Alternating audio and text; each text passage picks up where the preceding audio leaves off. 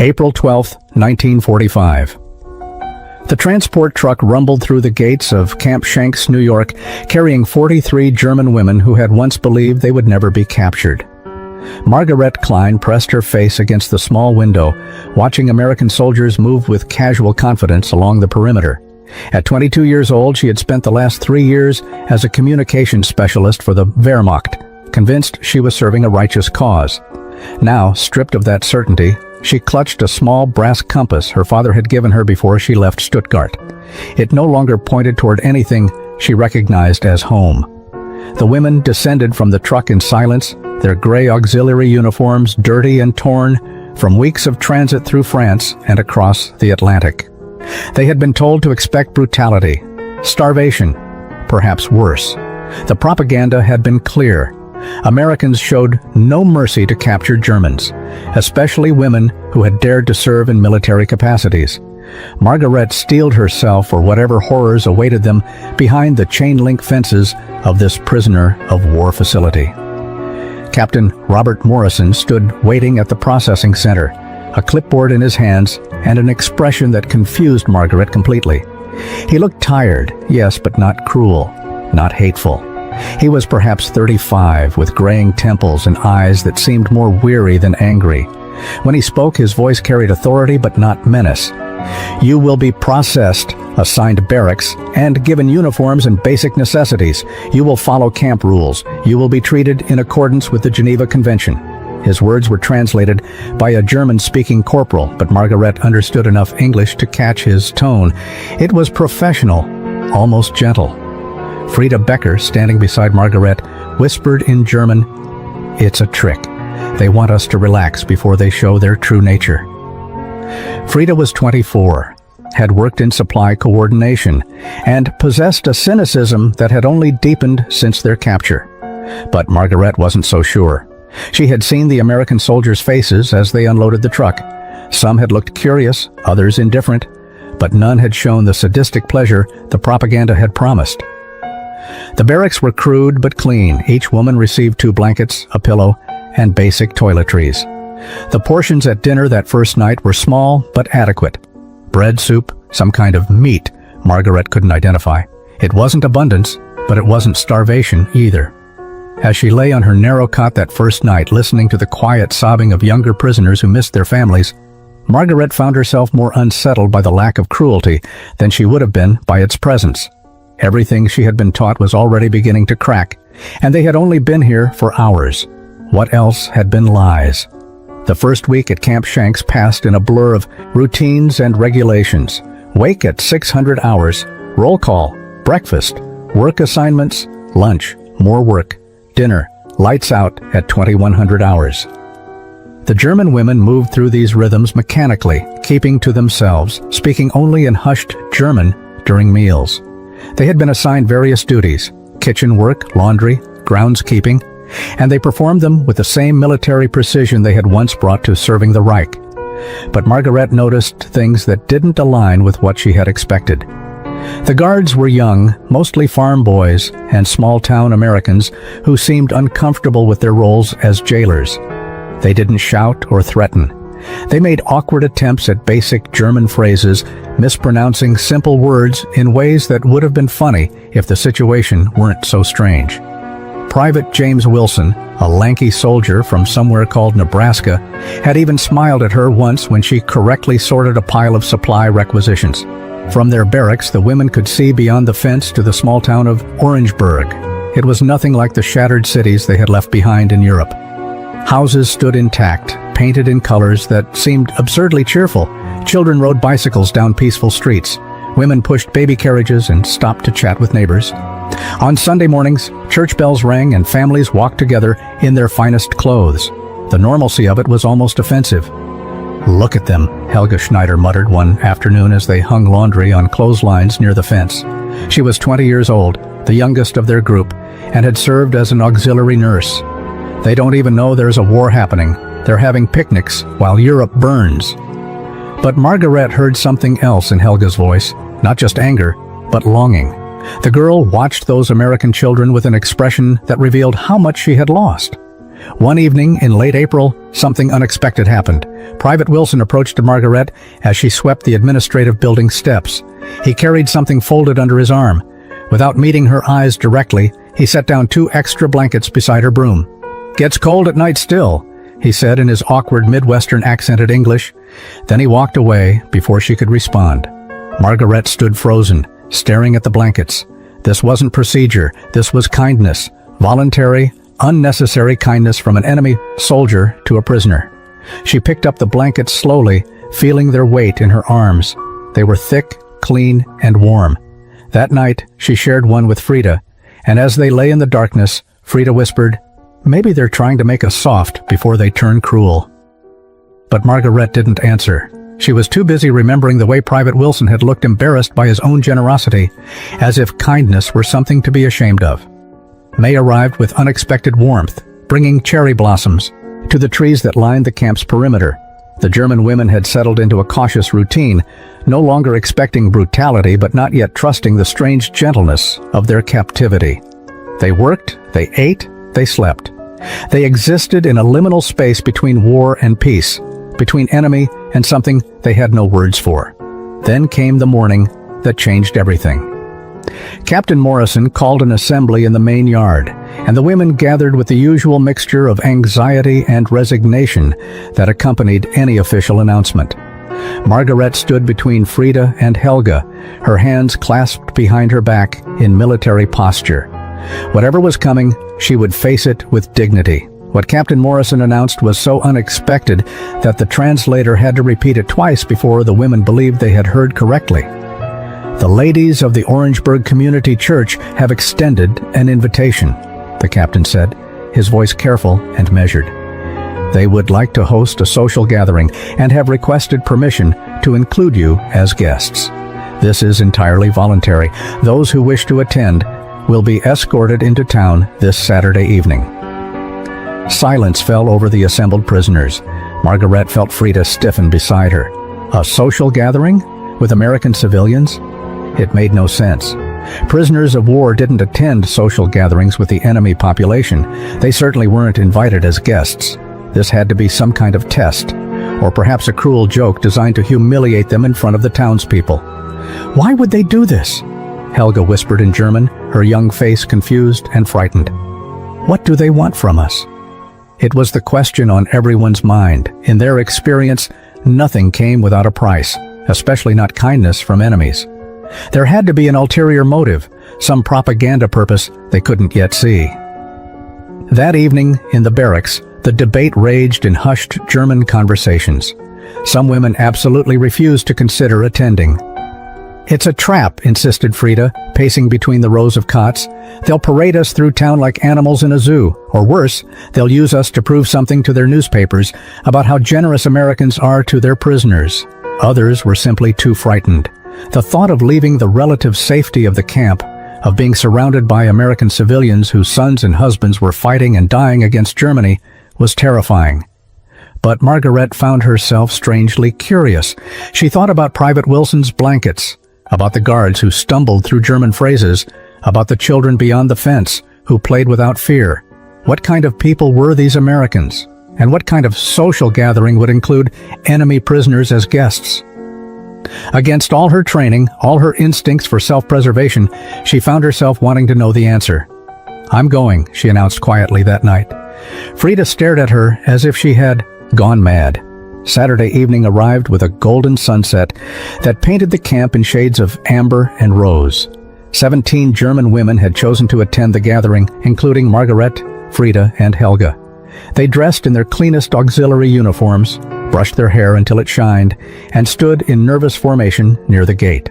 Captain Morrison and 4 guards would escort them, but he had made it clear they were attending as guests, not as prisoners under heavy watch.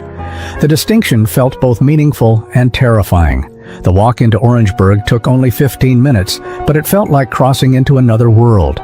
The town hall stood at the center of Main Street, a modest white building with tall windows that glowed with warm light. As they approached, Margaret could hear music drifting from inside, something with piano and violins, cheerful and bright. Her heart hammered against her ribs. Through the windows, she could see dozens of American civilians, women mostly, arranging tables covered in white cloths and setting out plates of food. When they entered, a hush fell over the room. The German women clustered together near the doorway, their military bearing the only shield they had against the scrutiny of these enemy eyes. But then a stout woman with gray hair and a warm smile stepped forward, her hands outstretched in welcome. "Girls, we're so glad you could come," she said, and the translator conveyed her words with careful precision. "I'm Mrs. Eleanor Patterson, and we've prepared a little celebration for spring. Please, make yourselves comfortable." The evening unfolded like a dream that Margaret kept expecting to become a nightmare. The American women didn't stare with hatred or disgust. They smiled. They offered seats. They brought plates laden with foods the Germans had almost forgotten existed. Small sandwiches cut into triangles, cookies with chocolate chips, fresh fruit that seemed impossibly abundant. And then came the moment that would become seared into Margaret's memory forever. Mrs. Patterson approached, carrying a tray of tall glasses filled with dark liquid, topped with enormous scoops of white cream. The glasses sparkled in the light, bubbles rising through the mysterious brown liquid like tiny jewels. She set them before Margaret and Frida with a proud smile. "Root beer floats," she announced. "A special American treat. We thought you girls might enjoy something sweet." Margaret stared at the glass before her. She had never seen anything like it. The effervescence, the extravagant cream, the careful presentation, it looked like celebration itself poured into glass. Beside her, Frida whispered in stunned German, "Is this champagne?" Her voice carried genuine wonder. They had been told Americans were suffering, that their country was running out of resources, that the war had impoverished them. Yet here was luxury, offered casually to enemy prisoners as if it were nothing special. Margaret lifted the glass, with trembling hands, watching the bubbles dance. If this was propaganda, it was the most elaborate and expensive propaganda she had ever encountered. The glass felt cold against her palms, real and solid and utterly bewildering. Frida raised her glass first, her eyes meeting Margaret's with an expression that mixed defiance and desperate hope. If this was champagne, if the Americans were celebrating something with them rather than over them, perhaps it meant something. Perhaps it meant they were seen as human beings rather than enemy vermin. She brought the glass to her lips and took a long sip, expecting the familiar sharp effervescence of champagne, the sophisticated burn of alcohol that she remembered from better days in Cologne. Her face contorted immediately. The expression was so dramatic, so utterly confused, that several American women noticed and began to laugh. Not cruel laughter, but the gentle amusement of people watching someone discover something unexpected. Frida's eyes went wide, her mouth puckering, as if she had bitten into something both sweet and deeply strange. She lowered the glass slowly, staring at it with betrayal written across her features. "This is not champagne," she said in German, her voice carrying a mixture of disappointment and wonder. "This is something else entirely, something very sweet and very bizarre." She looked at Margaret with an expression that seemed to contain their entire journey from Germany to this moment, all the certainty they had lost, all the assumptions that had crumbled. "I don't understand what this is." Margaret took her own tentative sip. The flavor exploded across her tongue, intensely sweet, strange, unlike anything she had ever tasted. There was something medicinal about it, something that reminded her vaguely of the root extracts her grandmother had used in folk remedies. But mixed with the cream, the cold sweetness, it became something altogether new. It wasn't sophisticated or elegant. It was innocent, almost childish in its straightforward pleasure. It was so profoundly American that she almost laughed. Mrs. Patterson noticed their confusion and approached with a kind smile. "Not what you expected?" she asked through the translator. "Root beer is made from sassafras and other roots. It's an old American drink. We add vanilla ice cream to make it special. Nothing alcoholic, just something sweet for a spring evening." She paused, her eyes softening. "I thought you girls might need something sweet after everything you've been through." The simple kindness of that statement hit Margaret harder than any champagne could have. This wasn't a celebration of victory over defeated enemies. This was comfort, offered freely to young women who were far from home and frightened. Mrs. Patterson saw them not as Wehrmacht Auxiliary Corps members or Nazi prisoners, but as girls who might need something sweet. The distinction shattered something inside Margaret's chest. She took another sip, letting the strange sweetness fill her mouth. This time she tasted it differently, not as a failed expectation of champagne, but as exactly what it was: a root beer float, an American invention that made no sense to her German sensibilities, but somehow contained more genuine welcome than any formal greeting could have offered. Around her, other German women were having the same revelation, their faces moving from confusion to tentative appreciation. Helga actually smiled, a real smile, for the first time since their capture. The root beer float evening became a turning point that none of the German women could have anticipated. In the days that followed, the tension in Camp Shanks shifted subtly but unmistakably. The prisoners no longer avoided eye contact with the guards. Conversations began to happen in broken English and patient German, with hand gestures filling the gaps that language couldn't bridge. Private Wilson brought Margaret an English-German dictionary he had ordered from a bookstore in New York City. She accepted it with a gratitude that felt almost painful in its intensity. But 2 weeks after the social gathering, reality crashed back into their tentative peace with devastating force. The mail delivery arrived on a gray Tuesday morning in late May, and with it came letters from the International Red Cross. Not all the women received correspondence, but those who did gathered in small clusters, their faces pale as they read news from home. Margaret's letter came from a Red Cross worker in Stuttgart, not from her family. Her hands shook as she unfolded the thin paper. The words were clinical, bureaucratic, in their delivery of catastrophe. Her family's apartment building had been destroyed in an Allied bombing raid in February. Her mother and younger sister were confirmed dead. Her father's status was unknown, last seen in the chaos of refugees fleeing the advancing Soviet army. The Red Cross worker expressed sympathy and noted that she should prepare for the probability that she had no family left to return to in Germany. Margaret read the letter 3 times before the meaning fully penetrated. Then she folded it carefully, placed it in her pocket, and walked to the latrine where she could be alone. She sat on the cold concrete floor and did not cry. She had no tears left for losses this enormous. Instead, she felt a strange numbness, as if her body had decided that feeling this pain would destroy her, so it simply refused to process it at all.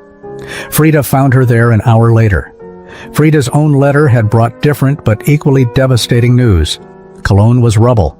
Her fiancé, a Luftwaffe pilot, was confirmed killed in action over France. Her parents had survived but were living in a displaced persons camp with no home, no possessions, no future she could identify.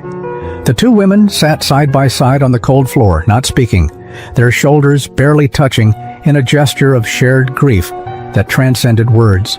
But the most shocking news came from another source entirely. That same week, American newspapers began arriving at the camp with stories that Captain Morrison felt the German prisoners needed to see.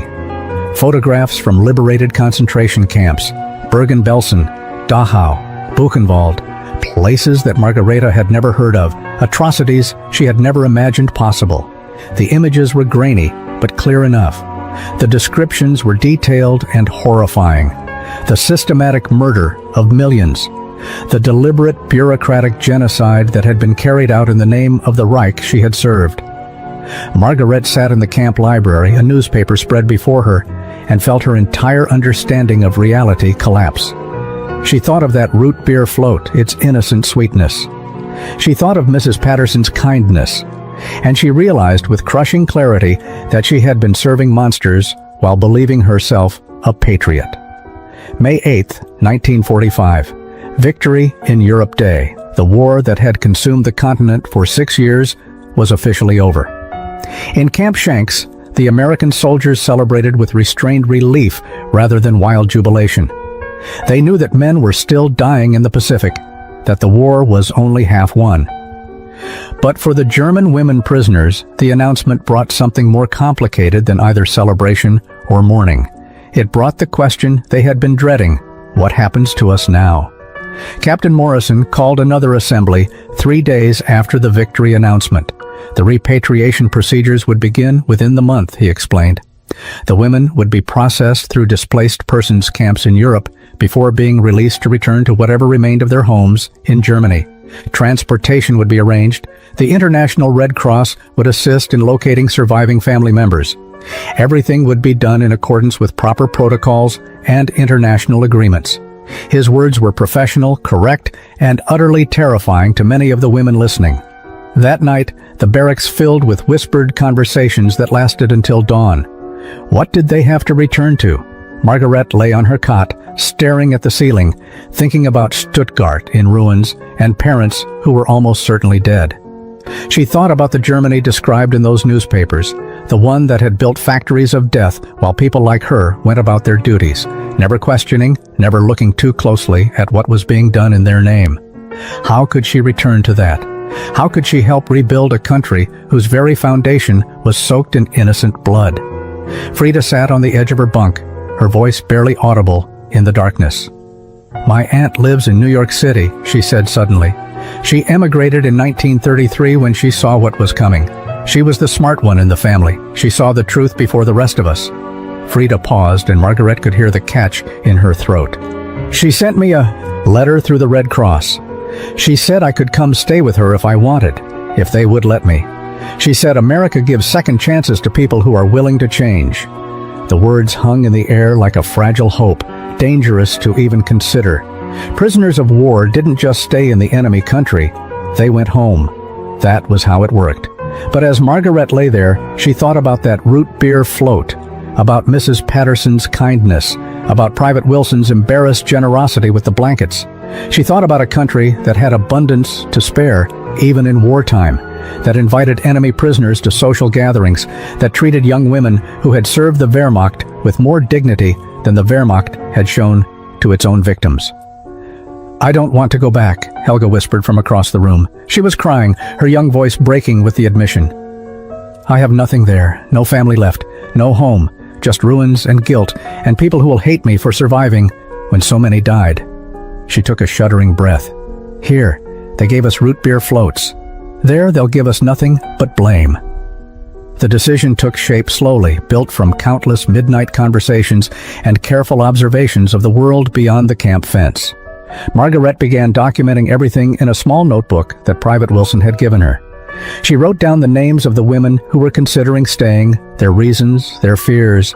She practiced English phrases until her pronunciation improved. She read American newspapers voraciously, trying to understand this country that had defeated hers but offered sweetness instead of vengeance. By mid-June, 7 women had made their choice. Margaret, Frida, and Helga formed the core of the group, but they were joined by 4 others. Christina Adler, a former supply clerk from Berlin whose entire family had perished. Elsa Bauer, a radio operator from Munich who had distant cousins in Chicago. Gisela Hoffmann, a medic from Frankfurt who saw no future in returning to practice medicine in destroyed hospitals. And Sophie Werner, a young woman from Dusseldorf whose fiancé had been executed for participating in the July 20th plot against Hitler. Each had her own reasons, her own losses, her own desperate hope for redemption.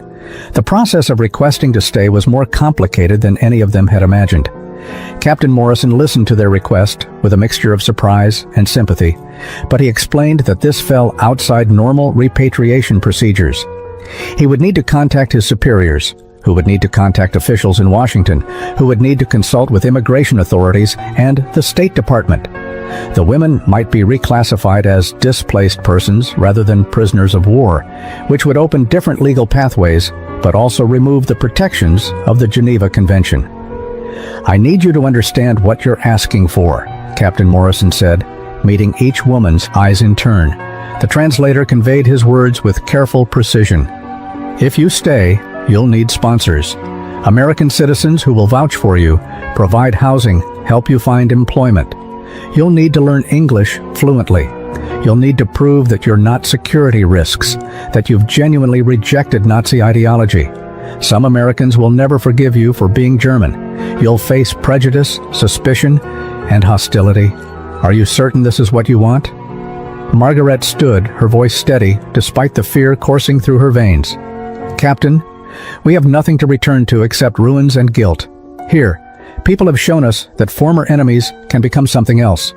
We want the chance to prove that we can be worthy of that generosity. We want to become Americans if America will have us." The other 6 women nodded, their faces reflecting the same desperate determination.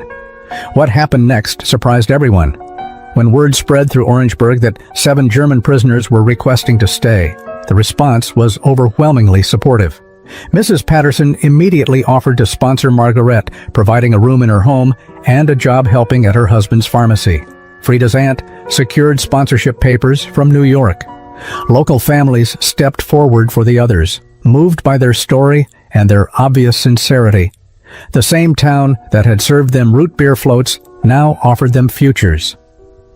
The transition from prisoner of war to displaced person happened with bureaucratic slowness but irreversible momentum. By August 1945, the paperwork had been processed, sponsors had been approved, and the 7 German women who chose to stay were released from Camp Shanks into a new kind of uncertainty. They were no longer prisoners, but they weren't quite citizens either. They existed in a liminal space, German by birth, but American by choice, belonging fully to neither world, but desperately trying to build bridges between them. Margaret moved into Mrs. Patterson's guest bedroom on a humid afternoon in late August. The room was small but spotlessly clean, with flowered curtains and a quilt that Mrs. Patterson's grandmother had sewn decades earlier. After months of institutional barracks, the privacy felt almost overwhelming. That first night stood in the parking lot of what had once been Camp Shanks, now converted into veterans housing and community buildings. She was 47 years old, an American citizen for 2 decades, mother of 3 children who had never known war. Her hair showed threads of silver, and her face carried lines that spoke of both hardship and laughter.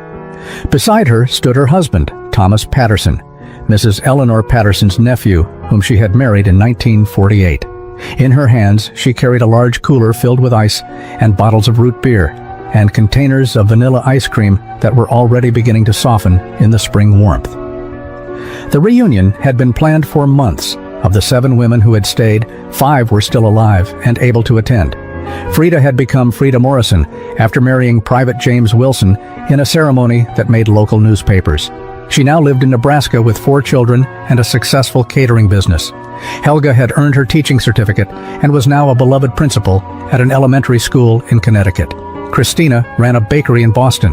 Else had returned to Germany in 1955, unable to fully reconcile her American dream with her German heart. But she had come back to America for this gathering. Captain Morrison, now a retired colonel with white hair and a cane, had organized the reunion. He stood near the entrance to what had been the camp's main hall, greeting former prisoners and former guards with equal warmth.